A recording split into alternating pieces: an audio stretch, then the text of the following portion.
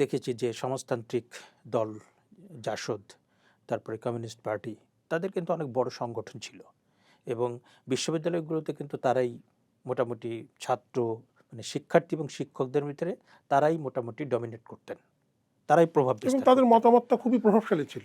মানে ইন্টেলেকচুয়ালি তাই, মানে হ্যাঁ। বুদ্ধিবৃত্তিকভাবে, তারপরে তারা সাংস্কৃতিকভাবে, কারণ তারাই বুদ্ধিবৃত্তিক চর্চাটা করতেন, সাহিত্য সংস্কৃতির চর্চা করতেন এবং তারা বাংলাদেশের চিন্তা এবং রাজনৈতিক ধারাকে প্রভাবিত করতেন। কিন্তু সেইটার একটা বিপরীত চিত্র আমরা দেখতে পাচ্ছি এই আপনার 5ই আগস্টের পরে। বিশ্ববিদ্যালয়গুলোতে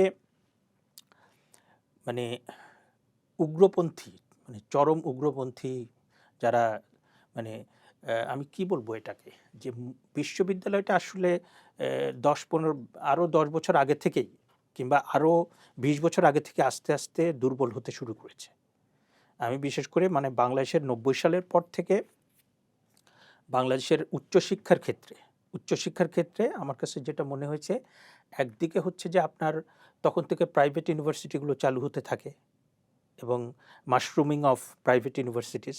কিন্তু এখন ধরেন কয়েক দশক পরে এখন কিন্তু প্রাইভেট ইউনিভার্সিটিতে সম্পর্কে প্রথমে একটা উন্নাসিকতা ছিল, তাদেরকে খাটো করে দেখার একটা প্রবণতা ছিল এবং সেটা সত্যিও এবং তারা সেটা একটা সনদ বিক্রির একটা প্রতিষ্ঠান হিসেবে চালু হয়েছিল। কিন্তু এখন কিন্তু 3 দশক পরে এসে কয়েকটা প্রাইভেট ইউনিভার্সিটি কিন্তু মোটামুটি ভালো করছে এবং তারা শুধু শিক্ষা না, তারা ভালো গবেষণার জন্য কাজ করছে। নর্থ সাউথ ইউনিভার্সিটি, তারপরে BRAC university, east West university, আরও কয়েকটা বিশ্ববিদ্যালয় কিন্তু ভালো করছে।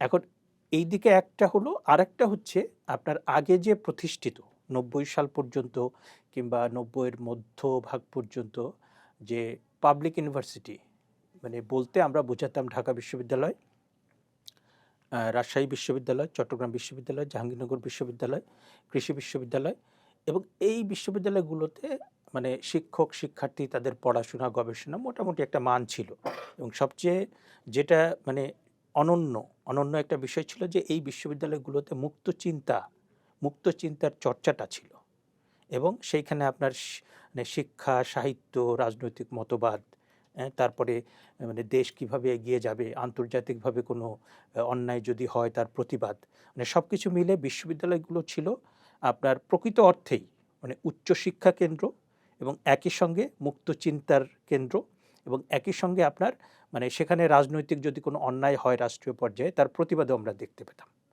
হ্যাঁ, কিন্তু 2000 সালের পর থেকে আসলে আমরা দেখছি যে আমার যেটা মনে হয় যে পাবলিক ইউনিভার্সিটিগুলো আগে যেরকম ছিল তার শিক্ষা, গবেষণা এবং সবচেয়ে বড় হচ্ছে তার মুক্ত চিন্তার জায়গাটা আস্তে আস্তে খুব দুর্বল হতে থাকে। যে শিক্ষকরা যে মুক্ত চিন্তা করতেন, হ্যাঁ, তারা সারা পৃথিবীর সব কিছু নিয়ে আলোচনা করতেন। এখানে সমাজতত্ত্ব আলোচনা হতো, রাজনৈতিক তত্ত্ব আলোচনা হতো, অ্যানথ্রোপোলজি আলোচিত হতো, ধর্মীয় তত্ত্ব আলোচিত হতো, তারপরে মার্ক্সবাদ, হ্যাঁ, তারপরে আপনার মিশেল ফুকো, তারপরে ইবনে সিনা, আপনি সব ধরনের সব কিছু আলোচিত হতো। কিন্তু এই গত বছর দশেক ধরে বিশ্ববিদ্যালয়গুলোতে আমার যেটা পর্যবেক্ষণ যে গড়পড়তা শিক্ষার্থীদের শিক্ষার মানটা কিন্তু কমে গিয়েছে। হ্যাঁ, এবং আমরা মানে সারা দেশের শিক্ষার ভিতরে যে আমরা দেখেছি যে এখানে আপনার সংখ্যার চেয়ে মানে policy makers and government incumbents they put their emphasis on quantity not quality. শিক্ষার আপনার গুণগত পরিবর্তনটা কমেছে। গুণগত পরিবর্তনটা কমেছে মানুষের, মানে শিক্ষার্থীদের ভেতরে। আমি মনে করি যে শিক্ষার একটা উদ্দেশ্য হচ্ছে আপনার বাস্তব, মানে প্র্যাগমেটিক, যে আপনি যে শিক্ষাটা অর্জন করছেন সেইটা সার্টিফিকেটটা নিয়ে আপনি চাকরি বাকরি পাচ্ছেন কিনা, কারণ আপনার ব্রেড অ্যান্ড বাটার, হ্যাঁ, এটাকে অস্বীকার করার কোনো উপায় নাই। কিন্তু এটার সাথে সাথে শিক্ষার একটা বড় কাজ কিন্তু আপনার মানুষকে আলোকিত করা। একটা শিক্ষার্থী সে গ্রাম থেকে এসছে, মফস্বল থেকে এসছে, কিংবা হিন্দু পরিবার থেকে এসছে, মুসলিম পরিবার থেকে এসছে, কিংবা আদিবাসী পরিবার থেকে এসছে, তার ভেতরে যে সংকীর্ণতা, ধর্মীয় সংকীর্ণতা, সামাজিক সংকীর্ণতা, রাজনৈতিক সংকীর্ণতা, সেই সংকীর্ণতাগুলোকে আপনার একদম ভেঙে চুরে তাকে একটা প্রকৃত মানুষ হিসেবে গড়ে তোলা, যাতে কোনো চিন্তার ক্ষেত্রগুলোকে বিকাশ হতে দেওয়ার যেই জায়গাটার কথাই আপনি মূলত বলছেন। কিন্তু এই যে পরিবর্তনটা আপনি দেখছেন ২০০০ সালের পর থেকে একটু বেশি, এটা তো মানে সোসাইটিতেও নিশ্চয়ই এইভাবে পরিবর্তন হয়েছে, না হলে তো শুধু বিশ্ববিদ্যালয় তো আলাদা কোনো জায়গা না যে এখানে একটা আলাদা কিছু হয়ে গেল। নিশ্চয়ই সমাজেও তো সেরকম একটা মানে একটা পরিবেশ তৈরি হচ্ছিল যার প্রতিফলন হয়তো আমরা দেখতে পেয়েছি, এরকম নয় কি? এটা শুধুমাত্র জাতীয় ক্ষেত্রে আমি বলবো না, এটা আন্তর্জাতিকভাবে একটা মানে ইম্প্যাক্ট। কারণ আপনার 1991 সালে যে আপনার সমাজতন্ত্র ভেঙে পড়লো, সোভিয়েত ইউনিয়ন ভেঙে পড়লো, এবং আমরা 91 সাল পর্যন্ত জানতাম যে মানে দি হোল ওয়ার্ল্ড মানে it was divided into two blocks. একটা হচ্ছে পুঁজিবাদী বিশ্ব, আর একটা হচ্ছে সমাজতান্ত্রিক বিশ্ব। তো পুঁজিবাদী বিশ্ব, সমাজতান্ত্রিক বিশ্ব, তাদের মধ্যে ঠান্ডা লড়াই ছিল, এবং তার কারণেও অনেক দেশে যুদ্ধ বিগ্রহ, গৃহযুদ্ধ, অনেক রকম সমস্যা হয়েছে। কিন্তু পরে আমরা বুঝতে পারলাম এটা সারা পৃথিবীতে একটা ভারসাম্য রক্ষার জন্য দরকার ছিল। এবং একই সাথে আমরা সমাজতন্ত্রের কাছ থেকে যে প্রাগ্রসর চিন্তাগুলো এসেছিল, যে আপনার অসাম্প্রদায়িক চেতনা, অসাম্প্রদায়িক চেতনার কথা অবশ্য পুঁজিবাদী যে চিন্তা ভাবনা তারাও বলে, হ্যাঁ, কিন্তু আপনার মানে সমাজতান্ত্রিক যে রাষ্ট্র ব্যবস্থা, মার্কস এঙ্গেলস, সেখান থেকে আমরা যেটা পেলাম যে কৃষক শ্রমিকের অধিকার, তারপর সাম্যবাদ, তারপর নারী অধিকার, অনেক কিছুর উপর তারা কিন্তু প্রাগ্রসর। কিন্তু যেটা মুশকিল হয়েছে যে তারা সেই সাম্যবাদকে সঠিকভাবে বাস্তবায়ন করতে পারেননি, যার প্রেক্ষিতে সোভিয়েত ইউনিয়ন, পূর্ব ইউরোপ, তারপর বিশ্বের অনেকগুলো দেশে কিন্তু আপনার সমাজতন্ত্র ছিল, সেটা ভেঙে পড়ল। এখন সমাজতন্ত্র ভেঙে পড়ার সাথে সাথে আমরা দেখলাম যে পৃথিবীটা আস্তে আস্তে ডান দিকে ঘুরে যাচ্ছে, মানে রক্ষণশীলতা বিকশিত হচ্ছে, শক্তিশালী হচ্ছে। এবং গত 1-1.5 দশকে সারা পৃথিবীতে আমরা যেটা দেখতে পাচ্ছি যে ডোনাল্ড ট্রাম্প, তিনি যে নির্বাচিত হলেন, তারপরে আমরা ইউরোপেরও বেশ কিছু দেশে দেখতে পেলাম যে রক্ষণশীল যারা, হ্যাঁ, যারা আমরা যে উদার মানে লিবারেল ডেমোক্রেসির যে কথাটা বলি, হ্যাঁ, এবং আমার কাছে মনে হয় যে এই বাংলাদেশে যারা আমাদের কিংবদন্তির রাজনীতিবিদ, যে সরওয়ার্দী, হোসেন সৈয়দ সরওয়ার্দী, মাওলানা আব্দুল হামিদ খান ভাসানী, তারপরে শেরে বাংলা বঙ্গবন্ধু শেখ মুজিবুর রহমান, এরা কিন্তু লিবারেল ডেমোক্রেসিতে বিশ্বাস করতেন। হ্যাঁ, সেই লিবারেল ডেমোক্রেসির মোটামুটি একটা কাঠামো আমরা 1972 সালের সংবিধানে পেয়েছি।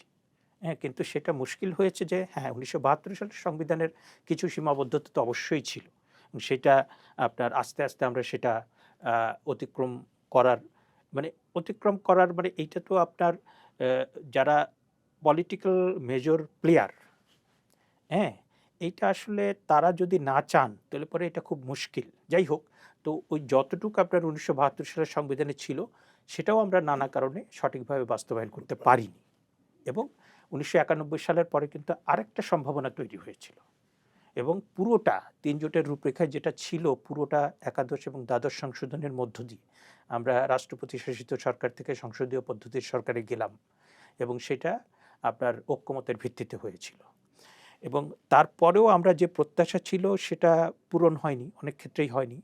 তারপরেও আমি মনে করি যে 1991 সালের পরে মানে বহুদলীয়, বিশেষ করে দ্বিদল ভিত্তিক যে একটা গণতন্ত্র বিকশিত হবার সম্ভাবনা তৈরি হয়েছিল 91 সাল, 96 সাল, 2001, 2008 এই নির্বাচনগুলোর মধ্য দিয়ে দ্বিদলীয় একটা গণতান্ত্রিক ব্যবস্থা, যেটা ইউকেতে, ইউএসএতে, এবং আমরা সেটা ইন্ডিয়াতেও দেখি, অনেক গণতান্ত্রিক দেশে দেখি যে হ্যাঁ, বহুদলীয় গণতন্ত্র, কিন্তু প্রধান 2-3টা রাজনৈতিক দল থাকে, বাকি ছোট ছোট দল থাকে। কিন্তু সেইটা কিন্তু আপনার ওই তত্ত্বাবধায়ক সরকারের যে বিধানটা, সেটা সংবিধান থেকে আপনার সরিয়ে দেওয়ার প্রেক্ষিতে সেটা কিন্তু বাধাগ্রস্ত হলো। এইটা আমার কাছে মনে হয় একটা বড় ভুল হয়েছে। আমি মানে আপনি তত্ত্বাবধায়ক সরকার ব্যবস্থা আসলেন সেই জায়গা থেকে। আমার পরের প্রশ্নটা হচ্ছে যে আমরা 5ই আগস্টের পরে একটা রাজনৈতিক পরিবর্তন দেখলাম, যদিও সংবিধানে ছিল না, কিন্তু রাষ্ট্রপতি সর্বোচ্চ আদালতের থেকে মতামত নিয়ে অন্তর্বর্তী সরকার গঠন করলেন। সেই অন্তর্বর্তী সরকার প্রায় 18 মাস রাষ্ট্র ক্ষমতায় ছিল, তারপরে তো নির্বাচনটা হলো। আওয়ামী লীগের যেই টানা প্রায় ১৭ বছরের যেই সময়টা, একটি বিষয়ে অনেক সমালোচনা এসেছে, আইনের শাসন ছিল না, রুল অফ ল ছিল না। ১৮ মাসে কি রুল অফ ল ছিল? একজন আইনের অধ্যাপক হিসেবে আপনি এই জায়গাটাকে কিভাবে দেখেন? ১৮ মাসে তো এটা বলা হচ্ছে, এখন ১৭ বছর অতিক্রম করে গিয়েছে। মানে অন্তর্বর্তী সরকারের Nobel laureate doctor Mohammad Yunus, তিনি মানে বাংলাদেশকে একটা নৈরাজ্যের দেশ হিসেবে সারা পৃথিবীতে প্রতিষ্ঠিত করেছেন। হ্যাঁ, কারণ আমি মানে বর্তমান যে Nobel laureate doctor Mohammad Yunus, তার সরকারের বড় সমর্থক হচ্ছে বিএনপি, এবং বিএনপির সালাউদ্দিন সাহেব খুবই চমৎকার একটা কথা বলেছিলেন যে আমরা চেয়েছিলাম ডেমোক্রেসি, পেয়েছি মবক্রেসি। তো এই যে আপনি মানে সরকারে আছেন, সরকারে থাকার পরে পুলিশ কাজ করছে না, আপনি পুলিশকে কাজ করাবার কোনো উদ্যোগও নিচ্ছেন না, সেনাবাহিনীকে আপনি পথে নামিয়ে দিয়েছেন, কিন্তু এমন একটা পরিস্থিতি করেছেন সেনাবাহিনী যেন কাজ করতে না পারে। আবার ওদিকে আপনি সেনানিবাস গুড়িয়ে দেওয়ার কথা বলছেন, ডিজিএফআই গুড়িয়ে দেওয়ার কথা বলছেন, সেনাবাহিনী সম্পর্কে ট্রল করছেন, তাদেরকে অশ্লীল কথা বলছেন। বিষয়টা হচ্ছে যে আমার সেনাবাহিনী, আমার পুলিশ, সেইটাকে প্রথমে আমাকে ওন করতে হবে, যে আমাকে বুঝতে হবে যে এই দেশটা আমার, এই পুলিশ আমার, এই সেনাবাহিনী আমার, এই আমলাতন্ত্র আমার। তারপরে আমি সমালোচনা করব, হ্যাঁ সেনাবাহিনীর এই সমস্যা আছে, সেটা সংস্কার করতে হবে। ডিজিএফআই দীর্ঘদিন ধরে এই মানে এই কাজগুলো করেছে, অনেক ভালো কাজও করেছে, এই কাজগুলো করেছে, এটা মানে এটা সংশোধন করা দরকার। কারণ আমরা ডিজিএফআই গঠিত হয়েছে তো ৭৫ সালের পরে, এবং ডিজিএফআইয়ের বিরুদ্ধে একটা প্রধান অভিযোগ যে তারা রাজনৈতিক দল গঠন, মানে ক্ষমতায় থেকে রাজনৈতিক দল গঠন টঠন, এই সমস্ত বিষয়, এবং ২০০৭-৮ সালে তো প্রচণ্ড সমালোচনা আছে। তো আমি সমালোচনা করব, কিন্তু সেইটা তো মানে সেই সমালোচনা দিয়ে তো আমি বলবো না যে ডিজিএফআই মানে আপনি সেটা বিলুপ্ত করে দেন, আমি সেটা দিয়ে বলবো না যে র্যাব বিলুপ্ত করে দেন, আমি বলবো না সেনাবাহিনী বিলুপ্ত করে দেন। তাহলে তো আপনার সরকার ব্যবস্থা বিলুপ্ত করে দিতে হয়। আপনি যদি বলেন যে এই কারণে পুলিশ বিলুপ্ত করতে হবে, এই কারণে র্যাব বিলুপ্ত করতে হবে, এই কারণে আপনার সেনাবাহিনী বিলুপ্ত করতে হবে, তাহলে পরে সরকারের তো অনেক বড় মানে সরকার ব্যবস্থার অনেক বড় সমালোচনা হচ্ছে যে আপনি যে কোনো ধরনের সরকার হোক, এটা সমাজ মানে সোশ্যালিস্ট ফর্ম অফ গভর্নমেন্ট কিংবা ডেমোক্রেটিক ফর্ম অফ গভর্নমেন্ট কিংবা মনার্কি কিংবা যাই হোক, আপনার যখন সরকার থাকবে, সরকারের ৩টা অঙ্গ থাকবে। একটা হচ্ছে আপনার নির্বাহী বিভাগ, একটা হচ্ছে আপনার আইন বিভাগ, আরেকটা হচ্ছে বিচার বিভাগ। এখন এই যে নির্বাহী বিভাগ, তার কাছে তো পুলিশ, তার কাছে রেপ্রেজেন্টেশন ব্যাটালিয়ন, তার কাছে বিজিবি, তার কাছে সেনাবাহিনী, এবং এইটাকে বলে coercive force of the state. এখন এই কোয়ার্সিভ ফোর্স যতক্ষণ থাকবে ততক্ষণ এটা অপব্যবহারের সম্ভাবনা থাকবে, এবং এই অপব্যবহার ব্রিটিশ আমলে হয়েছে, পাকিস্তান আমলে হয়েছে, বাংলাদেশ আমলেও সবাই করেছে। কারণ এই যে কোয়ার্সিভ ফোর্স, এটা না থাকলে তো আপনি অপরাধ দমন করতে পারবেন না, এটা না থাকলে আপনি সন্ত্রাস দমন করতে পারবেন না, এটা না থাকলে আপনি নৈরাজ্য যদি হয় তাহলে পরে সেটা দমন করতে পারবেন না। তাহলে রাষ্ট্র বিলুপ্ত করে দিবেন আপনি, মানে সরকারও বিলুপ্ত করে দেবেন।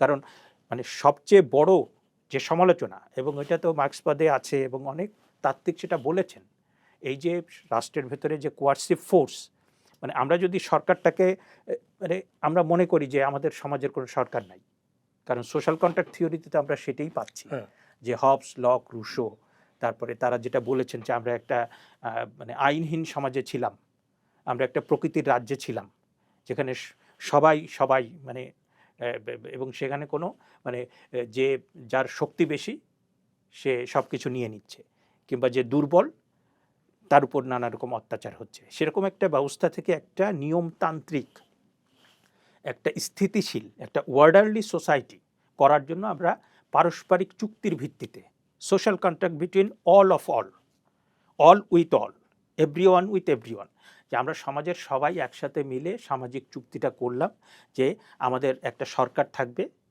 আমরা নির্বাচনের মধ্য দিয়ে তাদেরকে ক্ষমতা দেব যে তারা আমাদের শিক্ষা, আমাদের স্বাস্থ্য, আমাদের যোগাযোগ, আমাদের সামরিক, আমাদের ফাইন্যান্সিয়াল ম্যাটার্স, আমাদের ফরেন অ্যাফেয়ার্স, এগুলো তারা দেখবে।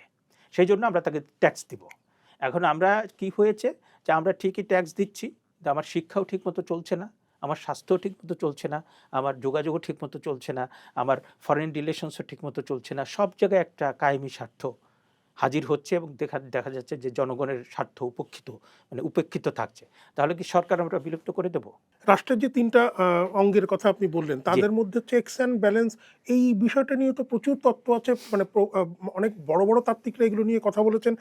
এই যে মানে ক্ষমতার যে ভারসাম্য, সেটা কি ছিল গত এই অন্তর্বর্তী সরকারের সময়ে?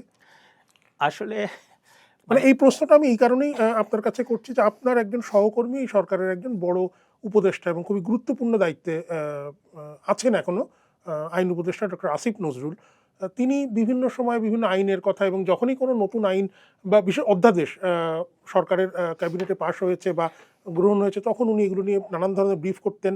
উম, এবং যেই সংবিধানের অধীনে এই সরকার শপথ নিয়েছে, সেই সংবিধানকে সুপারসিড করে কিছু অধ্যাদেশ কিন্তু এখানে জারি হয়েছে। এই বিষয়টাকে আপনি কিভাবে দেখবেন? প্রথমত আমি যেটা বলব যে ডক্টর মোহাম্মদ ইউনূসের যে সরকার, সেটা তো আপনার কোটা আন্দোলনের ফসল। তো কোটা বিলুপ্ত করার কথা বলে তারা বললেন যে কোটা না মেধা, মেধা মেধা। কিন্তু সেই মানে মেধার কথা বলে তারা যে সরকার গঠন করলেন, সেটা তো একটা বড় কোটা সরকার।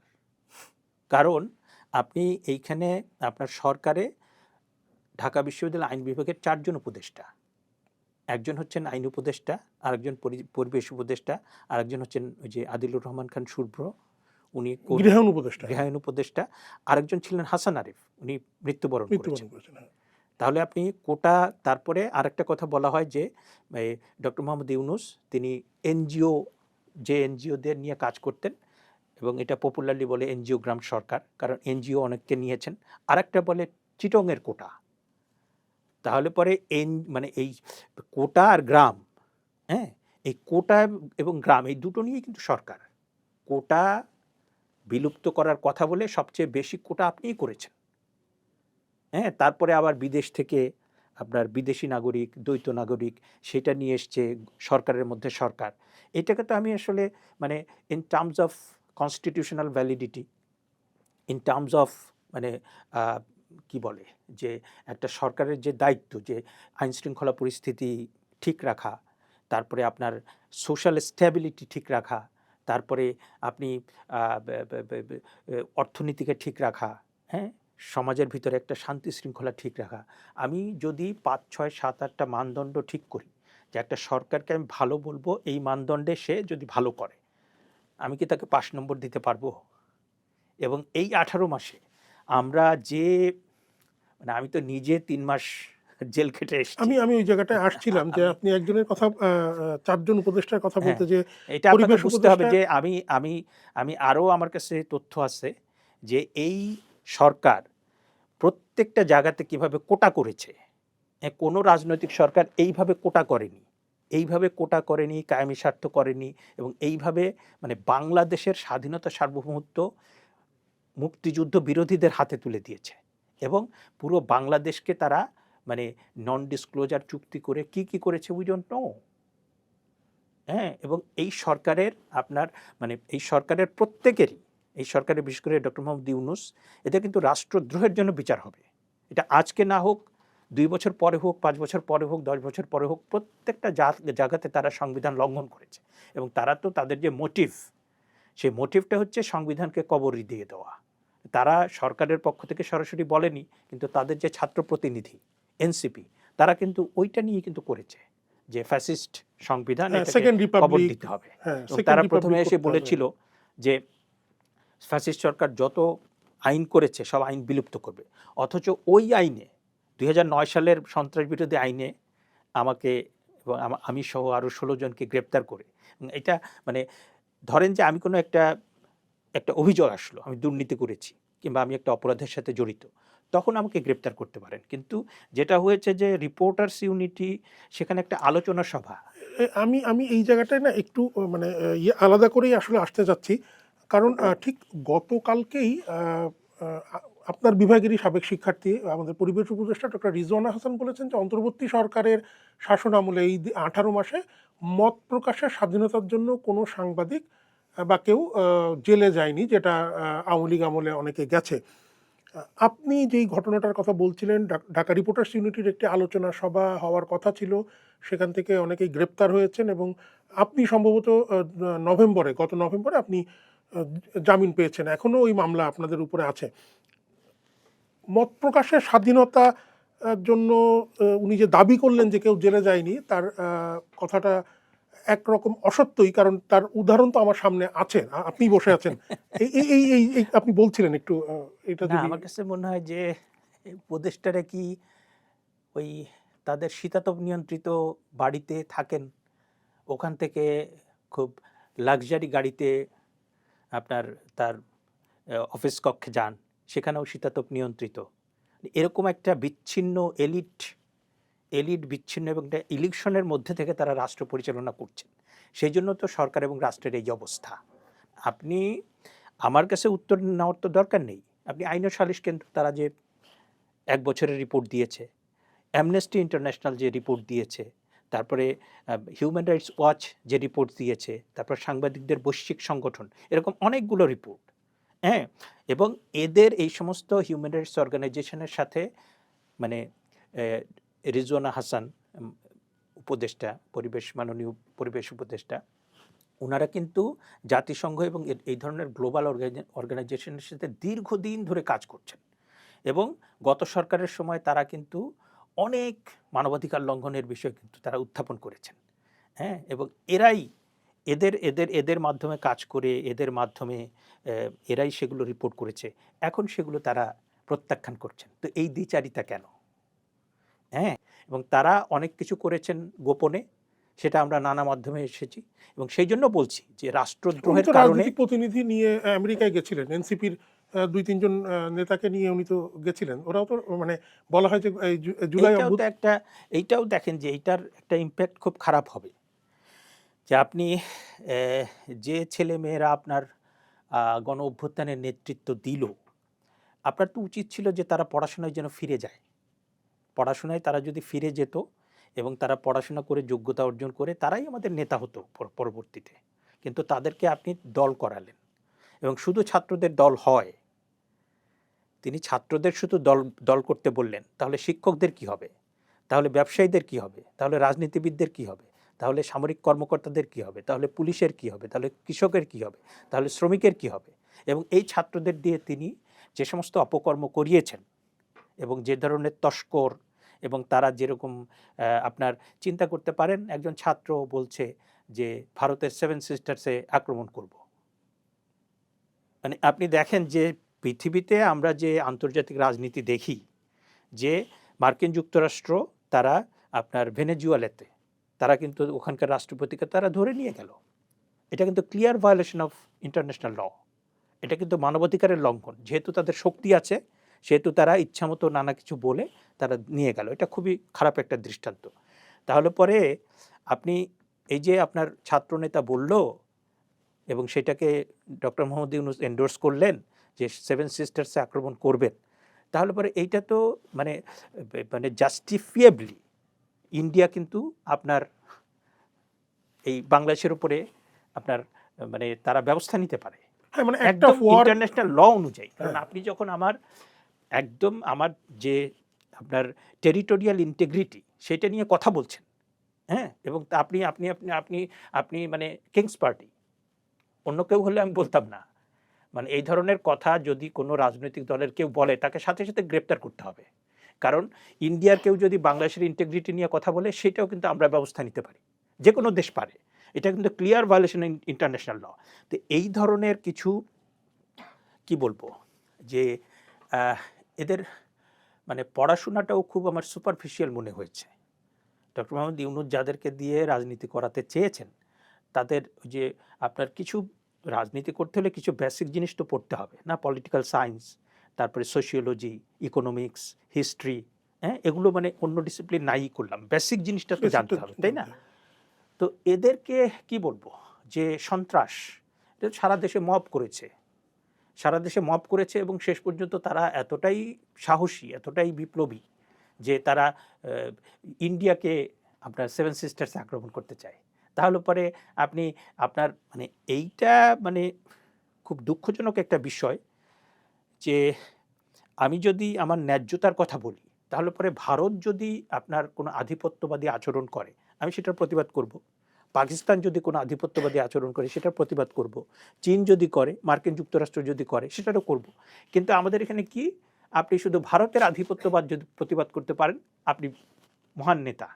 কিন্তু আপনি এদিকে যে মার্কিন যুক্তরাষ্ট্র আপনাকে একদম মানে আপনার অনেকগুলো জায়গাতে আপনার স্বার্থকে বিঘ্নিত করছে, চায়না যে করছে, পাকিস্তান যে আপনাকে সামরিকভাবে নানাভাবে বিপদে ফেলছে, সেগুলোর কোনো খবর নাই। তাহলে এই যে খণ্ডিত যে মানে চেতনা, খণ্ডিত চেতনা দিয়ে তো আপনি পারবেন না। যার প্রেক্ষিতে আপনি দেখেন 18 মাসের ব্যবধানে এখন তারা একটা বিচ্ছিন্ন এবং প্রচণ্ড সমালোচিত একটা সেগমেন্ট অফ সোসাইটি। কারণ আমি তো তাদের ভিতরে মানে একটা ধরেন যে পৃথিবীর দেশে দেশে যারা তরুণ সম্প্রদায়, যারা কলেজে পড়ে, বিশ্ববিদ্যালয়ে পড়ে, তাদের রক্তটা খুব গরম থাকে, তাদের ভিতরে আদর্শবোধ, নতুন কিছু করা, এটা সারা পৃথিবীতেই হাজার হাজার বছর ধরে হয়েছে। এবং সেইটা কিন্তু একটা জাতিকে পথ দেখায়। আমাদের 52 সালে 21শে ফেব্রুয়ারি তরুণটাই পথ দেখিয়েছে, 69 সালে তরুণরা পথ দেখিয়েছে, মুক্তিযুদ্ধ, তারপর 90-এর যে আন্দোলন। কিন্তু আমরা তো বেয়াদবি যেটা, অবিমৃষ্যকারিতা যেটা, অপরিণামদর্শিতা যেটা, কুপমণ্ডুকতা যেটা, এবং আপনি দেখেন যে তারা বাংলাদেশটাকে একদম ভেতর থেকে নিঃস্ব করে দিতে চেয়েছে।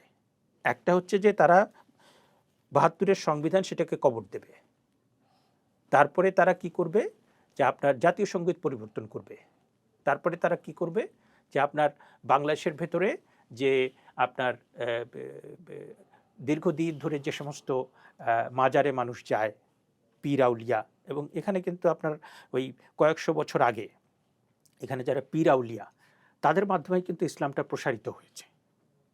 এবং এইখানে কিন্তু আমরা কিন্তু ধার্মিক, অসাম্প্রদায়িক না। অধিকাংশ মানুষ ধার্মিক, অসাম্প্রদায়িক না। তবুও আপনার ওই ধর্মের ভেতরে যে প্রকৃত ধার্মিকতা, প্রকৃত এনলাইটমেন্ট আছে, সেইটাকে আপনি বিস্তৃত না করে আপনি ধর্মের ভেতরে যে সহিংসতা, ধর্মের ভেতরে যে কূপমণ্ডুকতা, সেটাকে ছড়িয়ে দিয়েছেন, যার প্রেক্ষিতে আপনার একটা ঘৃণা ছড়িয়েছে। হ্যাঁ, তো এই জায়গাটা আমাদের সমাজকে কিন্তু একটা মানে বিভক্তির জায়গায় নিয়ে গেছে। আপনি বাংলাদেশকে ভেতর থেকে নিঃস্ব করতে চাওয়ার একটা বিষয় তুললেন এবং 21শে ফেব্রুয়ারির কথাও বললেন। আমরা ফেব্রুয়ারি মাসেই আছি। 5ই আগস্ট 2024 সালের 5ই আগস্টের পরে আমরা নতুন কিছু শব্দ পেলাম। যেমন আমরা একসময় জয় বাংলার কথা ছেড়েই দিলাম, ওটাকে আওয়ামী লীগের হিসেবে দেখা হতো। আমরা বাংলাদেশ জিন্দাবাদ বলতাম। সেখানে আমরা পেলাম 47-এর একটি স্লোগান, ইনকিলাব জিন্দাবাদ। আমরা স্বাধীনতার কথা বলতাম, মুক্তির কথা বলতাম, সেখানে আসলো ইনসাফ। এরকম অনেকগুলো ছোট ছোট ছোট ছোট শব্দবন্ধ। আমরা 21শে ফেব্রুয়ারিতে উর্দুতে কাওয়ালিও শুনলাম। উর্দু ভাষা নিয়ে আমার কোনো ধরনের নেই, সেটা একটা ভাষা। কিন্তু উর্দু এবং বাংলার যেই বিষয়টা সে 52 সাল থেকে বা তারও আগে থেকে চলে আসছে, সেখানে কি এটা কি এই উদ্দেশ্য থেকে কি এগুলো করা হয়েছে, নাকি এগুলো তাৎক্ষণিকতা দিয়ে পরিচালিত ছিল? এই যে ভাষার ভিতরে মানে নতুন কিছু ইনজেক্ট করার যে ব্যাপারটা। আপনার প্রশ্নের আমি উত্তরে আসছি। আমি যে কথাটা বলছিলাম সেটা আরেকটু ব্যাখ্যা করি যাতে পরিষ্কার হবে। যে আমার কাছে যেটা 5ই আগস্টে, আমি কিন্তু 5ই আগস্টে উৎফুল্ল হয়েছি এই জন্য যে বাংলাদেশের যে গণতন্ত্রের নতুন সম্ভাবনা এবং রাষ্ট্র সংস্কারের যে বিষয় এবং বাংলাদেশকে আরও সামনে এগিয়ে নেওয়ার জন্য আমি কিন্তু উৎফুল্ল হয়েছি। কিন্তু কিছুদিনের ভিতরে যখন আমি দেখলাম যে 24কে আপনার 71-এর বিপক্ষে দাঁড় করানো হচ্ছে, এবং যখন আমি শুনলাম যে গোলাম আজম পুত্র তিনি জাতীয় সঙ্গীত পরিবর্তনের কথা বলছেন, আরও কিছুদিনের মধ্যে দেখলাম জাতীয় মানে সংবিধানের কবর রচনা করতে হবে, তখন মোটামুটি আমি নিশ্চিত হলাম যে এইটা একটা এন্টি বাংলাদেশ যে ফোর্স, তাদের একটা মানে বড় ধরনের কনস্পিরেসি। এবং সেটার সাথে আপনার ডক্টর মোহাম্মদ ইউনূসের মেটিকুলাস ডিজাইন এবং রিসেট বাটন, এটাকে যদি আমি মেলাই, তাহলে পরে আমি বুঝতে পারি যে এই ডক্টর মোহাম্মদ ইউনূস, তাকে আমি বলেছি যে আপনার রাজাকার ইনকারনেট। হ্যাঁ, কারণ আপনি 1971 সালে তো মানে তারা যে অপকর্ম করেছে, তারপরে কিন্তু বাংলাদেশে তারা একটা তাদের রাজনীতি মানে একটা স্টিগমা, জামাত শিবির মানে একটা স্টিগমা। হ্যাঁ, তাদের সিভিল সোসাইটি গিয়ে মানুষের মধ্যে গিয়ে রাজনীতি করাটা খুব কঠিন। তো তারা ইউনূস সরকারকে পেয়েছে, যাক ওই আলোচনায় যাব না। আমি যেটা বলছিলাম যে বাংলাদেশটাকে ভেতর থেকে একদম শেষ করে দেওয়া। একদিকে আপনি দেখেন যে সংবিধান কবর রচনা করে দিতে হবে। সংবিধানে কিন্তু আপনি মানে এটা আপনি যদি মানে সংবিধানের সংশোধনে কিন্তু কোনো সমস্যা নাই। এ পর্যন্ত ১৭টা সংশোধন হয়েছে এবং আমরা যদি মনে করি যে রাষ্ট্রের ভারসাম্য দরকার, মানে ক্ষমতার ভারসাম্য দরকার, প্রেসিডেন্টের আরও বেশি ক্ষমতা দরকার, প্রধানমন্ত্রীকে আরেকটু কার্টেল করা দরকার, আমাদের একটা উচ্চকক্ষ প্রতিষ্ঠা করা দরকার, আমাদের অম্বুডসম্যান দরকার, সেটা সংশোধন করে করা যাবে। কিন্তু আপনি যে মানে ইল মোটিভ নিয়ে, আপনার যে বাংলাদেশ বিরোধী একটা মোটিভ নিয়ে আপনি সংবিধানকে পুরোপুরি কবর দিতে চাইলেন, তার মানে হচ্ছে দাদা বাইরে থেকে একটা হচ্ছে যে সংবিধানের কবর দিয়ে দিবে, মুক্তিযুদ্ধের কথা বলা যাবে না, বঙ্গবন্ধুর কথা বলা যাবে না, এবং তারা তাদের মতো করে নতুন ন্যারেটিভ, যে ইতিহাসকে মানে যে ইতিহাস প্রতিষ্ঠিত ইতিহাস, সেটাকে তারা বাতিল করে নতুন ইতিহাসের দিকে গেলেন। এটা হচ্ছে বহিরঙ্গ, যে বাইরে থেকে আমরা দেখতে পাচ্ছি। আর ভেতর থেকে যেটা, যে আমার যে কালচারাল আইডেন্টিটি, আমি ২-৩ বছর আগে একটা লেখায় আমার bdnews24.com ৪-৫ বছর আগে একটা লেখায় বলেছিলাম যে বাঙালির আত্মপরিচয়ের সংকট। হ্যাঁ, এবং সেখানে আমার কাছে মনে হয়েছে যে তরুণ প্রজন্মকে আমি যেভাবে মানে ধর্মপন্থী হতে দেখছি, বঙ্গবন্ধু ১৯৭২ সালের ১০ই জানুয়ারি যখন ফিরে আসেন, তিনি তখন কান্না জড়িত কণ্ঠে বলছিলেন, আমি বাঙালি, আমি মুসলমান, আমি মানুষ। এখন আপনাকে বুঝতে হবে যে আপনার আইডেন্টিটি কী। আপনি একই সাথে মুসলমান, কিংবা আপনি হিন্দু, কিংবা আপনি খ্রিস্টিয়ান, হ্যাঁ, আপনি একই সাথে আপনি বাঙালি, মানে বাংলাদেশের এই ভূখণ্ডের একজন নাগরিক, আবার একই সাথে আপনি মানুষ। এই যে আপনার যে মানবিক সত্তা, ধর্মীয় সত্তা, তারপরে অ্যানথ্রোপোলজিক্যাল এবং ভূখণ্ডগত সত্তা, সব কিছু মিলেমিশে কিন্তু আপনি। এখন কোনো একটা বিষয়কে যদি আপনি প্রধান করে ফেলেন, আপনার ধর্মীয় সত্তা কিংবা আপনার নৃতাত্ত্বিক সত্তা কিংবা আপনার, এটা কিন্তু খণ্ডিত হয়ে যাবে, এবং তখন কিন্তু ওইটা পুরো সমাজ এবং রাজনীতি সব কিছুর উপর ইম্প্যাক্ট তৈরি করবে।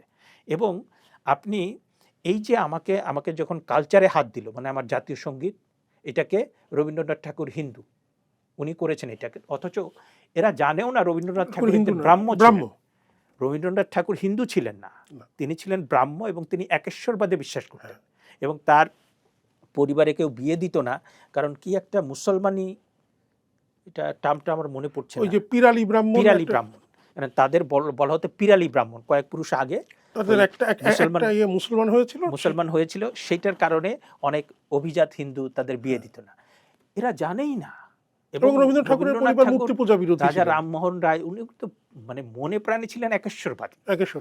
এই যে ধরেন যে এই যে মানে পড়াশোনার যে ঘাটতি এবং এই যে কূপমণ্ডুকতা, এখন আপনি বিশ্ববিদ্যালয়ের ক্ষেত্রে আসেন, আপনি বিশ্ববিদ্যালয়ে এখন যে আপনার ফিজিক্স পড়ানো হয়, কেমিস্ট্রি পড়ানো হয়, ল পড়ানো হয়, ইকোনমিক্স পড়ানো হয়, সোশিওলজি পড়ানো হয়, ধর্মতত্ত্ব পড়ানো হয়, এখন এটাকে যদি আপনি বলেন যে যারা হিন্দু রাইটার তাদের কোনো লেখা আমি পড়ব না, কিংবা আপনি যদি বলেন যে ক্রিশ্চিয়ান বিজ্ঞানী তাদের লেখা পড়ব না, কিংবা ইহুদি যারা বিজ্ঞানী সেটা পড়ব না, এটা আপনি পারবেন? পৃথিবীর কোথায় এটা আপনি সম্ভব? হ্যাঁ, এবং তার চেয়ে বড় কথা যে আমাদের এখানে বাঙালি আমরা মানে একবার দেশ বিভাগ হয়েছে 1905 সালে, সেটাও একটা বড় আলোচনা। আবার 1947 সালে ভিন্নভাবে হয়েছে। কিন্তু আমরা কিন্তু এই দুই বাংলার মানুষ, আমাদের যে মানে ওই বাংলার যে লেখা, ওই বাংলার যে গান, ওই বাংলার যে ছবি, চলচ্চিত্র, ওটা কিন্তু আমরা দীর্ঘদিন ধরে দেখেছি, এবং এখন কিন্তু তারাও দেখছে আমাদের এই বাংলার নাটক, তারপরে এই বাংলার গান, এই বাংলার ইয়ে, তারাও কিন্তু, এবং এটা এই যে বন্ধন এবং এই যে কালচারাল যেটা, হ্যাঁ, এই আপনি ধরেন যে তারা জীবনানন্দ দাশের নাম মুছে দিয়েছে, তারা জগদীশচন্দ্র বসুর নাম মুছে দিয়েছে, তারা এই যে আপনার ইয়েটা মানে ধর্মীয় বিভাজনের কারণে, হ্যাঁ, কারণ আপনি তো একটা জাতিসত্তার ভেতরে, হ্যাঁ, একটা বৃহত্তর যে গোষ্ঠী, তাদের ভেতরে মানে আপনি যত বেশি বন্ধন হবে, যত বেশি বৈচিত্র্য হবে, তত তারা শক্তিশালী হবে। আর তার চেয়ে বড় কথা যে বিশ্ববিদ্যালয়, কারণ আমার কাছে মনে হয়েছে যে এখন যারা বিশ্ববিদ্যালয়ে পড়ে, বিশ্ববিদ্যালয়ের কথার মানেই বোঝে না। বিশ্ববিদ্যালয় যে বিশ্ববিদ্যালয়, এখানে কোনো মানে আপনার কূপমণ্ডুকতা থাকবে না, এখানে কোনো সংকীর্ণতা থাকবে না, এখানে সব কিছু পড়ানো হবে। এখানে মানে আস্তিকতাবাদ, নাস্তিকতাবাদ, বস্তুবাদ, ভাববাদ, সমস্ত কিছু আপনার এখানে পড়ানো হবে। এখন আপনি যদি বলে দেন, আমার নিজের ৩-৪ বছর আগে আমার নিজের ক্লাসে, হ্যাঁ, ক্রিমিনোলজি পড়াচ্ছি, সেখানে প্রাসঙ্গিকভাবে ডারউইনের তত্ত্ব পড়াতে হয়। আমার ২-৩ জন স্টুডেন্ট উঠে বলতেছে, স্যার আপনি এটা পড়াতে পারবেন না। Can you think of? তাহলে পরে কি আপনি মানে কি বলবেন যে খ্রিস্টিয়ান বিজ্ঞানীরা তাদের কোনো তত্ত্ব আমরা পড়বো না, ইহুদি বিজ্ঞানী তাদের কোনো কিছু পড়বো না, হিন্দু লেখক তাদের করবো না আমরা। তারপরে আপনার এই যে ধর্মীয় বিভাজন যদি করে ফেলেন, কারণ জ্ঞানের ক্ষেত্রে, তারপরে সাহিত্যের ক্ষেত্রে, সংস্কৃতির ক্ষেত্রে, মানবতা বোধের ক্ষেত্রে এইটা তো কোনো বিভাজন হয় না। এটা হিন্দু, মুসলিম, বৌদ্ধ, খ্রিস্টান কিংবা সাদা কালো, এটা কিন্তু হয় না। হ্যাঁ, কারণ এইখানে আপনি আমাদের এখানে সক্রেটিস, আমাদের এখানে প্লেটো, আমাদের এখানে অ্যারিস্টটল, আমাদের এখানে ইবনে সিনা, ইবনে আমাদের এখানে খালদুন। মাওলানা রুমি, আমাদের এখানে শামসি তাবরিজ, আমাদের এখানে মহাত্মা গান্ধী, আমাদের এখানে যাদের কথাই বলি, নেলসন ম্যান্ডেলা, আমাদের বঙ্গবন্ধু শেখ মুজিবুর রহমান, তারপরে আইনস্টাইন, হ্যাঁ, তারপরে আপনার ইবনে রুশদ, হ্যাঁ, তারপরে ওমর খৈয়াম, সাদি, তারপরে আমরা হিন্দু, মুসলিম, বৌদ্ধ, খ্রিস্টান কত, কেউ রাজনীতির ক্ষেত্রে কাজ করেছেন, কেউ জ্ঞানের ক্ষেত্রে কাজ করেছেন, কেউ সামাজিক ক্ষেত্রে কাজ করেছেন, অল আওয়ার টিচার্স। এইটা যদি আমি অ্যাকসেপ্ট করতে না পারি, তাহলে তো আমি আমি মানে বিশ্ববিদ্যালয়ের শিক্ষার্থী হবারই যোগ্য না। বিশ্ববিদ্যালয় যে প্রাথমিক কন্ডিশন, এটা কোনো একমুখী প্রতিষ্ঠান না। না। বিশ্ববিদ্যালয় মানে মাদ্রাসা না, বিশ্ববিদ্যালয় মানে হিন্দু কলেজ না, বিশ্ববিদ্যালয় মানে মিশনারি কোনো প্রতিষ্ঠান না। কিন্তু তারপরেও দেখবেন আপনি হিন্দু কলেজেও তারাও কিন্তু অনেক মানে কোয়ালিটি এডুকেশন দেয়। আপনার মিশনারি স্কুলগুলোর মান কিন্তু খুবই ভালো। আবার ওদিকে দেখবেন যে আপনার রাজা রামমোহন রায় তিনি কিন্তু মাদ্রাসায় পড়েছেন। সুতরাং যে মাদ্রাসা, আমার কোনো ধর্মীয় প্রতিষ্ঠানের প্রতি কোনো বিদ্বেষ নাই, কিন্তু আপনি যে ধর্মীয় প্রতিষ্ঠানে পড়াচ্ছেন সব কিছু পড়াতে হবে, মুক্তভাবে পড়াতে হবে। আপনি যদি কোনো একটা ধর্মের লেন্স দিয়ে কিংবা কোনো একটা ইডিওলজির লেন্স দিয়ে কিংবা কোনো একটা মানে পার্টিকুলার কোনো একটা মানে কোনো কিছু দিয়ে আপনি যদি সেটাকে মানে দেখেন, তাহলে মুক্ত চিন্তা হবে না, জ্ঞানও এগোবে না, বিজ্ঞানও এগোবে না। এটা কিন্তু অলরেডি এটা কিন্তু সারা পৃথিবীতে নানা রকম এক্সপেরিমেন্ট হয়েছে। এখন একবিংশ শতাব্দীতে যখন আমরা মানে this is the century of genetics and information technology, এখন আপনার ধরেন কোয়ান্টাম ফিজিক্স এতদিন তো মানে ফিজিক্স কাজ করেছে আপনার দৃশ্যমান যে জড় বস্তু তার উপরে, এখন তো তারা অদৃশ্য বস্তুর কথা বলছে গত এক যুগ ধরে। তারপরে আপনি আর্টিফিশিয়াল ইন্টেলিজেন্স। এই সময়ে এসে আমার তরুণরা সব কিছু দেখছে ধর্মের সংকীর্ণ লেন্স দিয়ে। তাহলে পরে আপনি মানে মানে এই তরুণদের দিয়ে আমি কি করব? এরা তো যে এডুকেশন মানে টেক্সচুয়াল এডুকেশনই খুবই মানে তাদের দুর্বল। তারপরে আপনার বাইরের নানা মানে পড়াশোনা করতে হয়, হ্যাঁ, আর জ্ঞান বিজ্ঞানের যে প্রসার সেটা করতে গেলে তো আপনাকে যে গবেষণা করতে হবে, আপনার যে মানে মুক্ত চিন্তা দরকার হবে, সেটা না থাকলে আপনি কি করে এগোবেন? ডক্টর মোহাম্মদ ইউনূস মানে নোবেল লরিয়েট, কি অদ্ভুত দেখেন, তিনি এসে শান্তির কথা বলবেন, তিনি এসে শিক্ষার কথা বলবেন, তিনি এসে বলছেন আমাদের সামরিক শক্তিতে বলীয়ান হতে হবে, হ্যাঁ, তিনি এসে বলছেন আমাদের মানে তোমাদের উদ্যোক্তা হতে হবে। এই যে আপনার যে নৈতিক মানে তস্কর, মানে প্রচণ্ড, শুধুমাত্র যে তাকে আমি বলবো রাষ্ট্রদ্রোহী, তাকে আমি বলবো যে আপনার দুর্নীতি করেছে, শুধু তাই না, নৈতিক তস্কর। কারণ আপনি দেখেন যে এই যে মানে যে কোটা কিংবা ইস্যুর জন্য আন্দোলন হলো, সেই শিক্ষার ব্যাপারে তিনি কিছুই করলেন না। তিনি শান্তিতে নোবেল পেয়েছেন, তার উচিত ছিল বাংলাদেশে কীভাবে শান্তিটা প্রতিষ্ঠিত হয়, কিন্তু তার সময় সবচেয়ে বেশি অশান্তি হলো এবং আপনার মবের রাজত্ব কায়েম হলো। এবং তিনি আপনার কি করলেন, শিক্ষার ব্যাপারে কিছুই করলেন না। তিনি ছাত্রদের বললেন, শিক্ষার্থীদের বললেন তোমরা উদ্যোক্তা হও। শিক্ষার লক্ষ্য তো উদ্যোক্তা হওয়া না। আইনস্টাইন এবং রবীন্দ্রনাথ যেটা বলেছেন যে শিক্ষার মূল লক্ষ্য হচ্ছে যে একটা শিশুর ভেতরে, একটা বাচ্চার ভেতরে যে চিন্তা শক্তি, সেটার বিকাশ ঘটানো। সেটা তো অনেক উঁচু বিষয়। এখন আমরা ব্রিটিশ আমলে যে শিক্ষা ব্যবস্থা হয়েছিল, যে আপনি মুখস্থবিদ্যা এবং কেরানি তৈরি করার শিক্ষা, সেইটাও আমাদের অনেক কাজে লেগেছে। যে ওই শিক্ষার সাথে সাথে অন্যান্য অনেক কিছু করে বিদেশে পড়াশোনা করে আমরা অনেকেই মানে আমাদের চিন্তা শক্তি বিকশিত হয়েছে, আমাদের দৃষ্টিভঙ্গি প্রসারিত হয়েছে, আমরা বৈচিত্র্যমুখী একটা দৃষ্টিভঙ্গি পেয়েছি। কিন্তু উনি তো উনি উনি উনি উনার উনি মানে শান্তিতে নোবেল লরিয়েট, তিনি এসে বললেন যে বাংলাদেশের সামরিকভাবে শক্তিশালী হতে হবে। এর চেয়ে বড় ফার্স আর কি হতে পারে বলেন? এর চেয়ে বড় ফার্স আর কি হতে পারে? বিশেষ করে আপনার মানে বাংলাদেশের মতো দেশ, তাদের তো আপনার মানে মডেল হবে ইদার সুইজারল্যান্ড অর সিঙ্গাপুর। আপনি সামরিক সামরিক শক্তি আপনার দরকার, আমি অস্বীকার করছি না, কিন্তু সামরিক বাহিনীতে আপনি কতটা বিনিয়োগ করবেন? না, আপনি যদি ভারতের সাথে কম্পিট করতে চান, আপনি যদি অন্য কারোর সাথে কম্পিট করতে চান, সবচেয়ে বেশি আপনাকে মানে মনোযোগ দিতে হবে, ইনভেস্ট করতে হবে শিক্ষা এবং অর্থনীতি।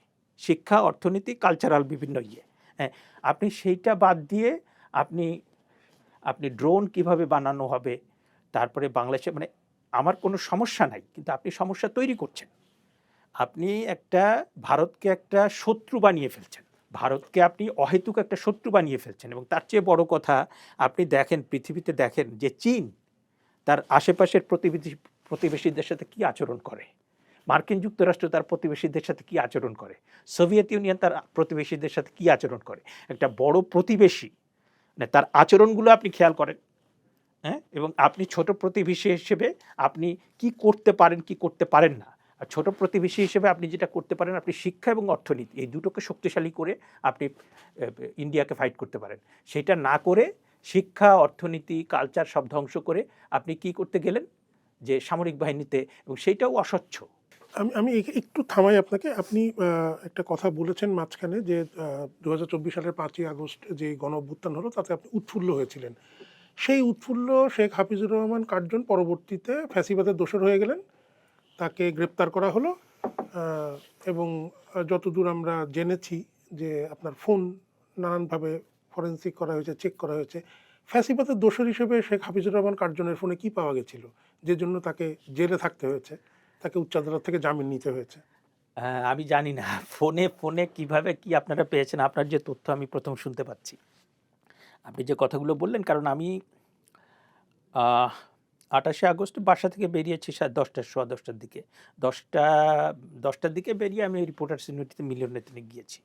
তারপরে ওখান থেকে তো মব হলো, আমরা মানে নির্যাতনের শিকার হলাম। সেখান থেকে আমাদের ডিবি অফিসে নিয়ে যাওয়া হলো। তো ডিবি অফিসে আমার ধারণা ছিল যে ডিবি অফিস থেকে আমাদের ছেড়ে দেবে। হ্যাঁ, রাত 9:30 পর্যন্ত আমি যতটুকু জেনেছি তারা সিদ্ধান্ত নিতে পারেনি কি করবে। তখন একটা মামলা দায়ের হলো শাহবাগ থানায়। আমাদেরকে তখন ডিবি যে আপনার লকআপ ছিল নিচে, ওখানে ঢুকাই দিল আর আমাদের ফোনগুলো নিয়ে গেল। হ্যাঁ, এখন এই ফোনগুলো নিয়ে তারা কি করছে আমি জানি না। হ্যাঁ, এবং আমি যখন বলছে যে আপনারা যখন হবে, আপনারা যখন রিলিজ, আপনারা যখন মুক্ত হবেন, তখন এই আইওজে তার কাছ থেকে আপনি ফোনটা পাবেন। তো আমি মুক্ত হওয়ার পরে সেটা পেয়েছি। কিন্তু ধরেন যে এর ভিতরে তারা কি করেছে না করেছে আমি ঠিক জানি না। হ্যাঁ, তবে আমি ফোন-টোন সব পরিবর্তন করে ফেলেছি। এবং আমাদের এখানে তো আপনি মানে এমনিতেও আমরা যখন দেখি যে মোটামুটি একটা রাজনৈতিক সরকার মোটামুটিভাবে দেশ চালাচ্ছে, তখনও কিন্তু আমরা যেটা দেখি সিলেক্টিভ রুল অফ ল, পুরো রুল অফ ল কিন্তু আমরা দেখি না। হ্যাঁ, কারণ আমাদের এখানে আমরা ৫৫ বছরে যেটা দেখেছি যে আপনি যদি প্রভাবশালী হন, আপনি যদি টাকা পয়সার মালিক হন, তাহলে আইন আদালত আপনার প্রতি একরকম আচরণ করবে। আর আপনি যদি দরিদ্র হন তাহলে পরে ভিন্ন রকম আচরণ করবে। এবং কোনো কোনো ক্ষেত্রে if you have power and money, you can buy justice, even you can avert justice. হ্যাঁ, তো সেই জায়গাগুলো থেকে বেরোনো আমাদের দরকার ছিল। কিন্তু তারা কি করলেন, ইউনূস অ্যান্ড গং, তারা কি করলেন, আমাদের আরও অনেকটা পিছায় দিলেন।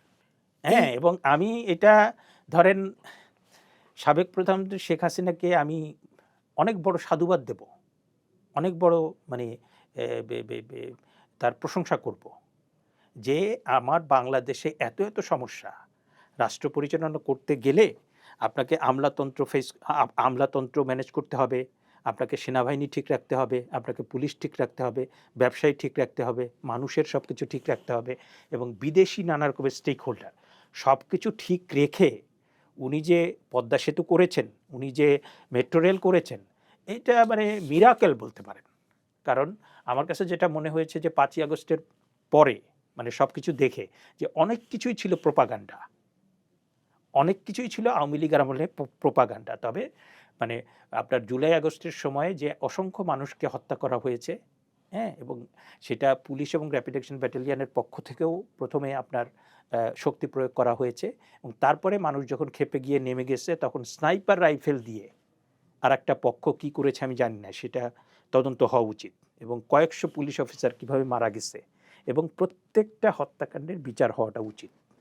একটা মানে একটা তো আদেশই জারি হয়েছে, অধ্যাদেশ জারি হয়েছে মানে দায় মুক্তি দিয়ে, যে সেখানে একটা শঙ্কাও থেকে যায় যে পুলিশ হত্যার বিচার না, হবে কিন্তু সেটা কিনা। কোনো বাহিনীকে ইয়ে করেনি। যেটা প্রথমে আশঙ্কা ছিল যে মানে পুলিশ হত্যার মতো বিষয়কেও দায় মুক্তি দেওয়া হবে, সেটা দেওয়া হয়নি শেষ পর্যন্ত। শেষ পর্যন্ত দেওয়া হয়নি, এবং আমার মনে হয় যে এই দায় মুক্তি টুক্তি টিকবে না। কারণ আমরা আগেও দেখেছি যে 1975 সালের যে ইন্ডেমনিটি Indemnity, অর্ডিন্যান্স, ওটা কিন্তু টেকেনি। না, অনেক বছর পরে এসে অনেক সেটা বছর পরে হোক, কিন্তু এটা টিকবে না। না, আপনি মানে আন্দোলন এক জিনিস আর পুলিশ হত্যা ভিন্ন জিনিস, নাশকতা ভিন্ন জিনিস। আপনি আন্দোলনের নামে নাশকতা এবং রাষ্ট্রীয় সব কিছু এইভাবে ধ্বংস করতে পারেন না। আমরা আন্দোলন 69 সালেও দেখেছি, আমরা 90 সালেও দেখেছি, বিভিন্ন সময় আন্দোলন দেখেছি। আন্দোলন হয়, পুলিশের সাথে সংঘর্ষ হয়, ভাঙচুর হয়, হ্যাঁ, কেউ মারাও যায়, মানে জ্বালাও পোড়াও সব কিছু হয়। কিন্তু আপনার এবার জুলাই আগস্টে যা হয়েছে আমরা তো তখন জানতে পারিনি, এবং এইটা নিয়ে একটা বড় ইনভেস্টিগেশন। এবং আপনি দেখেন যে আমি কার উপর নির্ভর করব, মানে জাতিসংঘ ম্যানিপুলেশন করেছে। জাতিসংঘের যে হিউম্যান রাইটস অফিস, তারা বলছে 1400 মানুষ হত্যাকাণ্ড হয়েছে, সরকারি ওয়েবসাইটে 840 না 42। তা আপনি মানে সরকারি ওয়েবসাইটে আপনি 840 না 42 জনের হিসাব দিচ্ছেন, আর তারা বলে দিচ্ছে 1400। তাহলে পরে মানে জাতিসংঘ তো এখানে প্রশ্নবিদ্ধ হয়ে গেল। আমাকে তো একটা প্রতিষ্ঠান পেতে হবে যারা নির্মোহভাবে বস্তুনিষ্ঠভাবে কাজ করে, তাই না? এবং আপনি অনেক কিছু তো ধামাচাপা দিয়ে রেখেছেন।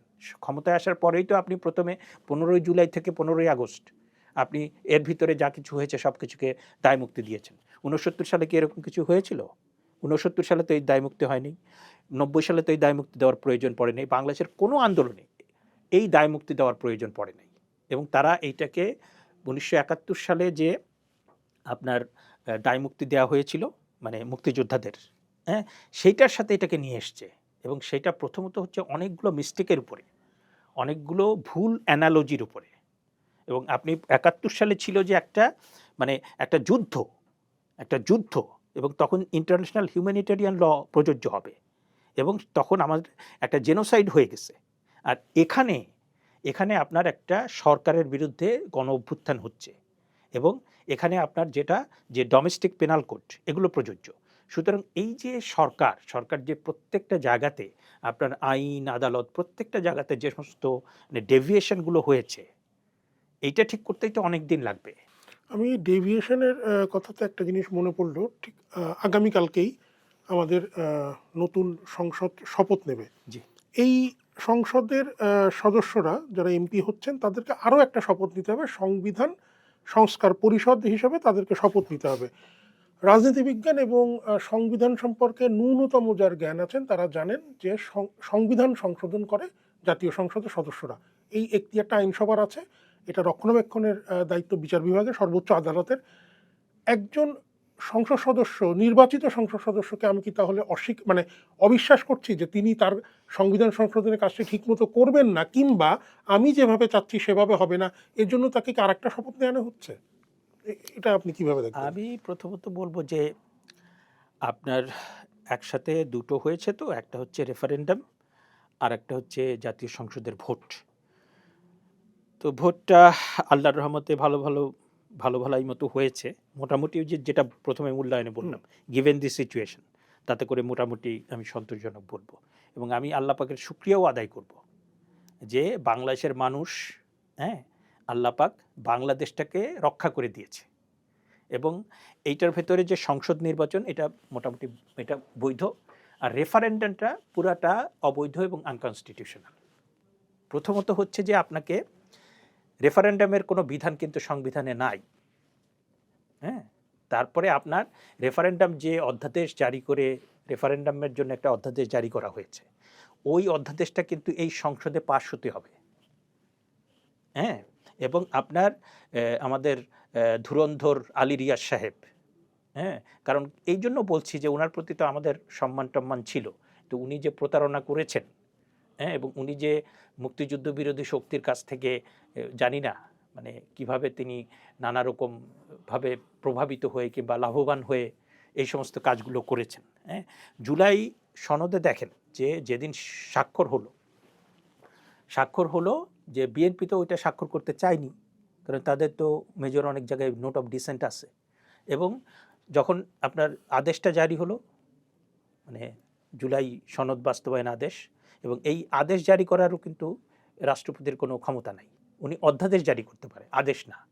এবং সেই আদেশটা যখন জারি করা হলো আপনার, সেইখানে বিএনপির নোট অফ ডিসেন্ট যা ছিল সব বাদ দিয়ে দেওয়া হলো, এবং পরের দিনই বিএনপি বলল this is clear fraud with the whole nation. হ্যাঁ, বিএনপি সরাসরি বলেছে যে তাদের সাথে প্রতারণা করা একদম হয়েছে। বলেছে পুরো।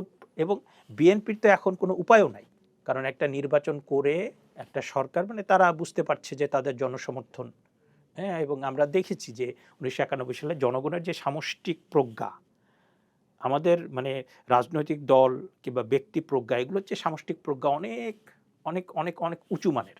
আপনি দেখেন 1954 সালে কিন্তু সামষ্টিক প্রজ্ঞা আমরা প্রয়োগ করেছি, মানুষ কিন্তু বলেছে এইটা করো। 1970 সালে দেখেন, হ্যাঁ, এবং এবারও দেখেন আপনি যে আপনি যদি অনলাইনে যান, ফেসবুকে যান, এখনও যান, আপনাকে বলবে কি যে কে জয়ী হয়েছে, জামাত জয়ী হয়েছে, জামাত এবং তার জোট। কে সরকার গঠন করতে চাচ্ছে, জামাত এবং, কিন্তু বাস্তবতা তো ভিন্ন, তাই না? তো সুতরাং আমি শুকরিয়া আদায় করি যে আল্লাহ পাক তারপরে সব কিছু মিলে আপনার বাংলাদেশটা রক্ষা পেয়েছে। এবং এই রেফারেন্ডামটা প্রত্যেকটা জায়গাতে সেটার যে ফ্লজ, যে কনস্টিটিউশনালি ইনভ্যালিড, তারপরে আদেশ দিতে পারে না, মানে আপনার অধ্যাদেশ দিতে পারে, আদেশ দিয়েছেন। এবং প্রত্যেকটা জায়গায় কিন্তু বিএনপি তার আপত্তি কিন্তু জানিয়ে রেখেছে। সুতরাং আমি মনে করি যে এটার কোনো কিছুই বিএনপির জন্য কোনো বাধ্যবাধকতা তৈরি করে না, এবং সেইটা একটা মাত্র মোটিভ, মানে বাংলাদেশ বিরোধী শক্তি, তারা বাংলাদেশেও বিশ্বাস করে না, মুক্তিযুদ্ধেও বিশ্বাস করে না, সংবিধানেও বিশ্বাস করে না, তারা ক্ষমতায় গিয়ে এটাকে পাকিস্তান বানাতে চায় কিংবা পাকিস্তানের সাথে কোয়ালিশন করতে চায়। কারণ আপনি দেখেন যে বাঙালির জাতীয় সঙ্গীতও তাদের পছন্দ না, বাঙালির সংবিধানও তাদের পছন্দ না, বাঙালির কালচারাল আইডেন্টিটি পীর আউলিয়া দরবেশদের থেকে এসছে, লালনের কাছ থেকে এসছে, রবীন্দ্রনাথ ঠাকুর, জীবনানন্দ দাশ, তারপরে এবং আপনি দেখেন যে আপনি একটা কথা বলছিলেন ইনসাফ অনেকগুলো কথা বলছিলেন। আমি ব্যক্তিগত মনে করি কোনো সমস্যা নেই, ইনসাফ বলেন যাই বলেন, ইনকিলাব জিন্দাবাদ, ইনসাফ, কোনো সমস্যা নেই, কিন্তু সমস্যার জায়গা হচ্ছে আপনার মোটিভ। মানে কাজী নজরুল ইসলাম কিন্তু প্রচুর আরবি ফার্সি শব্দ কিন্তু বাংলা মানে সাহিত্যের ভেতরে, কবিতার ভেতরে, গানের ভিতরে নিয়ে এসেছেন। সেই জন্য কিন্তু বাংলা ভাষা সমৃদ্ধ হয়েছে। কিন্তু কাজী নজরুল ইসলাম ছিলেন প্রচণ্ড মানে আপনার অসাম্প্রদায়িক, ধার্মিক এবং আপনার প্রগতিশীল, কিন্তু এরা তো সেটা না। এদের মোটিভ হচ্ছে যে আপনার যে কালচারাল আইডেন্টিটি, আপনার যে মানে বহিরঙ্গ অন্তরঙ্গ সব কিছু থেকে আপনাকে উৎপাটন করে ওই পাকিস্তানি ভাবধারা, ওই সৌদির ভাবধারা, সৌদি আরবে মহানবী সাল্লাল্লাহু সাল্লাম কি তার যে বংশে তিনি জন্মগ্রহণ করেছেন, তার যে ইতিহাস ঐতিহ্য, সেটাকে তিনি ফেলে দিয়েছেন? মানে রাসূলুল্লাহ পাক সাল্লাল্লাহু আলাইহি সাল্লাম মানে তার যে দূরদৃষ্টি, তার যে কাণ্ডজ্ঞান, তার যে মানে এটা অবাক হয়ে যেত। আপনি দেখেন মানে when prophet Muhammad he migrated from Mecca to Medina, মদিনাতে যাওয়ার পরে তিনি দেখলেন যে বাস্তবতায় মদিনাতে তখন ছিল মুসলিম, আপনার ইহুদি, খ্রিস্টিয়ান, এবং তিনি তখন মদিনা সনদ করলেন, এবং সেই সনদে তিনি বললেন যে religious freedom of all the religious denomination, মানে আপনার প্রত্যেকটা ধর্মীয় গোষ্ঠীর যে ধর্মীয় স্বাধীনতা, সেটাকে এখানে নিশ্চয়তা দেওয়া হলো। তো প্রফেট মুহাম্মদকে তো আপনি খণ্ডিতভাবে উপস্থাপন করলে হবে না, ইসলামকে খণ্ডিতভাবে উপস্থাপন করলে হবে না।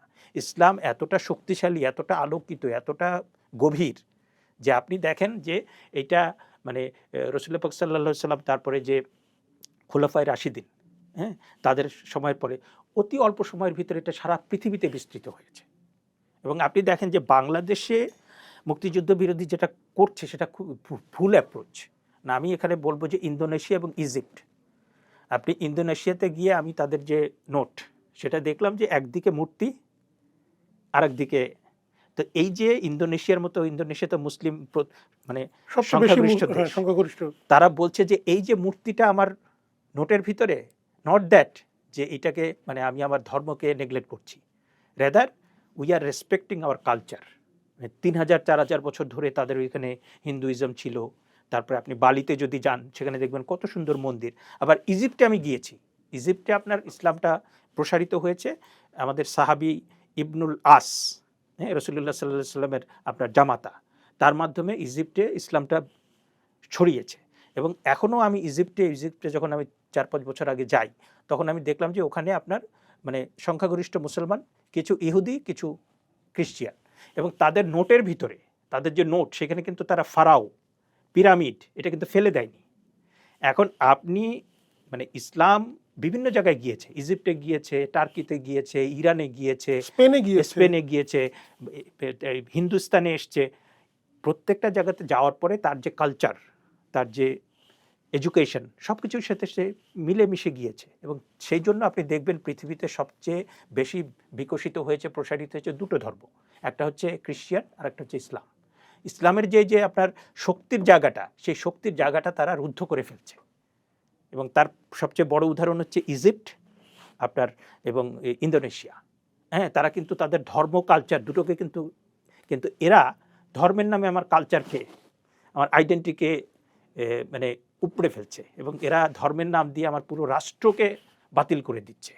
এবং তারা যে ধর্মকে ব্যবহার করছে সেটাও কারণ আপনি দেখেন যে সুন্নি জামাত, ইসলামী শাসনতন্ত্র আন্দোলন এবং অধিকাংশ কওমি মাদ্রাসার যে বাবুনাগরী, তারা কিন্তু বলেছে যে জামাতে ইসলাম মানে প্রকৃত ইসলাম না। এখন ধরেন মুশকিলটা হয়েছে যে মুক্তিযুদ্ধ বিরোধী শক্তি তারা যে সংগঠিতভাবে কাজ করছে, এবং তারা প্রত্যেকটা জায়গাতে আপনার বিশ্ববিদ্যালয়ে, তারপর জুডিশিয়ারিতে, সেনাবাহিনীতে, বিভিন্ন জায়গাতে তারা যে অবস্থান নিয়েছে, আমলাতন্ত্রে, হ্যাঁ, এবং তারা যে প্রোপাগান্ডা করছে, এইটা তো ওদের নাই। ওইটা থাকলে তো এদের অবস্থা আরো খারাপ হয়ে যেত। আমরা একদম শেষ পর্যায়ে চলে এসেছি। একদম শেষ প্রশ্ন আপনার কাছে খুব ছোট্ট করে জানতে চাই, ত্রয়োদশ জাতীয় সংসদের কাছে একজন নাগরিক হিসেবে, একজন আইনের শিক্ষক হিসেবে আপনার চাওয়া কি? ত্রয়োদশ জাতীয় সংসদের কাছে আমার প্রথম চাওয়া, এই সংসদ এবং সরকার যে বাংলাদেশটাকে এখন স্থিতিশীল করা। বাংলাদেশে আইন শৃঙ্খলা পরিস্থিতি এত খারাপ, হ্যাঁ, এবং মানুষের ভেতরে আপনার 18 মাস মানুষ যে কিভাবে থেকেছে, মানে একটা বিশাল অংশের মানুষ, যে আপনি যদি মানে থাকেন, আপনি যদি ঘরে থাকেন, বিশ্ববিদ্যালয় কিংবা অফিসে থাকেন, আপনাকে মব করে যে কোনো সময় মেরে ফেলতে পারে। আর যদি আপনি সেটা না হন, আপনি যদি কথা বলেন, আপনি যদি ফেসবুকে পোস্ট দেন, পুলিশ এসে আপনাকে গ্রেপ্তার করে নিয়ে যেতে পারে। এটা তো একটা রাষ্ট্রের বিষয় হতে পারে না। এখন আমি যেটা বলবো যে আসলে মানে অগ্রগতি কিংবা সংস্কার কতটা হবে আমি জানি না, কিন্তু 5ই আগস্টের আগে যে অবস্থা ছিল, মানে সরি টু সে, যে 5ই আগস্টের আগে, 5ই আগস্টের আপনার নানা রকম 5ই আগস্টের আগে যেটা সমস্যা ছিল সেটা হচ্ছে যে আপনার ভোটাধিকারটা, যে গণতান্ত্রিক অধিকারটা ঠিকমতো প্রতিষ্ঠিত ছিল না। অনেকগুলো প্রতিষ্ঠান তারা দুর্বল হচ্ছিল, টাকা পাচার সহ অনেক কিছুর অভিযোগ আসছিল। কিন্তু 5ই আগস্টের যে অবস্থাটা ছিল আগে, যে স্ট্যাবিলিটি এবং প্রত্যেকটা শ্রেণী পেশার মানুষের মধ্যে একটা কিন্তু স্থিতিশীলতা ছিল, সেটা আগে রেস্টোর করেন। তারপরে আমরা আস্তে আস্তে আমাদের শিক্ষা, আমাদের স্বাস্থ্য, আমাদের উচ্চকক্ষ, রাজনৈতিক সংস্কারের সাথে সাথে আপনার মানে এই যে আপনার ডক্টর মোহাম্মদ ইউনূস এন্ড গং, হ্যাঁ, তারা তো এলিট, জনগণের সাথে তাদের কোনো যোগাযোগ ছিল না। এবং বাংলাদেশের শিক্ষা, স্বাস্থ্য, তারপর অর্থনৈতিক অবস্থা, মানে দ্রব্যমূল্য পরিস্থিতি, এই জিনিসগুলো আগে স্টেবল করতে হবে। স্টেবল করে তারপরে আমরা সামনের দিকে যাব, হ্যাঁ, এবং সেইটা আমরা সবাই যেন মানে একতাবদ্ধ হয়ে সেটা করতে পারি, সেই প্রত্যাশাটা আমার থাকবে। ধন্যবাদ আপনাকে। চর্চার আজকের আলোচনায় আইনের অধ্যাপক শেখ হাফিজুর রহমান কার্জন নতুন সংসদ এবং সরকারের কাছে তার প্রথম চাওয়া, বিগত সরকারের নানান দিক নিয়ে তার মতামত তুলে ধরেছেন। দর্শক, আমরা আপনার মতামতও জানতে চাই। এই আলোচনা থেকে আপনার কি মনে হয়েছে সেটা আমাদেরকে কমেন্ট করে জানাতে পারেন চর্চার ইউটিউব চ্যানেল এবং ফেসবুক পেজে। চর্চার সঙ্গে থাকুন।